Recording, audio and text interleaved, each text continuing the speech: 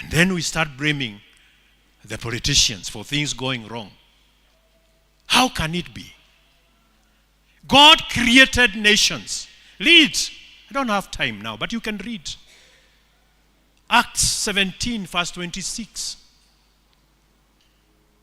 He created nations out of one man. He created people and placed them in countries. And he said boundaries. That's what he says. You can read it. It's there. From one man, he made every nation of men. He made what? Every nation of men. That they do what? That they should inhabit the whole earth. And he determined the times set for them and the exact places where they should live. I did not write that. That God determined the times that are set for them. He determines that at this particular time, it is you and I that should be inhabiting the country called Kenya. Yes, the boundaries may have been set by colonialists, but God was behind it. We may not know what he was doing. There's a reason why we are not in Somalia, but we are in Kenya. And I'd like to tell our Somalia brothers, please, you are Kenyans. Stop dreaming about greater Somalia. The Somalis in Kenya are Kenyans. And they need to pay allegiance to the Kenyan government and the Kenyan people.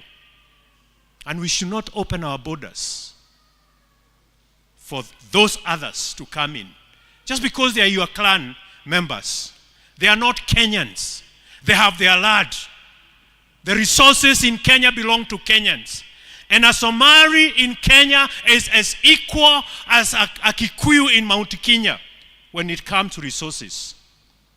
The Kamba, the Luyas, the Luos, we are all important as far as God is concerned. He did not make a mistake to place us here. There are some Luyas that have relatives in Uganda, Busia. You've not heard the Luyas in Uganda saying the boundary should be moved, or the Luyas in Kenya for a greater Luya. So what's this message from the Somalis about greater Somalia? They should be told, and our leaders need to tell them. It's a dream. It's in vain. You cannot go against God's order. You cannot change what God has already put here. And I'm not against them. But I'm only trying to make a point. That you, Mount Kenya people, you are not special than the people who are in the coast region.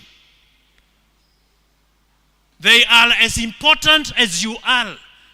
They are entitled for resources as you are. Bwana sifiwe. And therefore, resources should be distributed equitably to benefit everyone. Bwana Yesu asifiwe. And this is a message that our leaders need to hear. Because one of the reasons why we are fighting today, it is because of resources. They are not being equitably distributed. Some people feel there are more people who are benefiting than others. And some of these things we need to stop, and we need to tell our leaders, when you become a president, you are the president of the Republic of Kenya. You are not a president of the Kikuyus and the Kalenjins. Shame on them.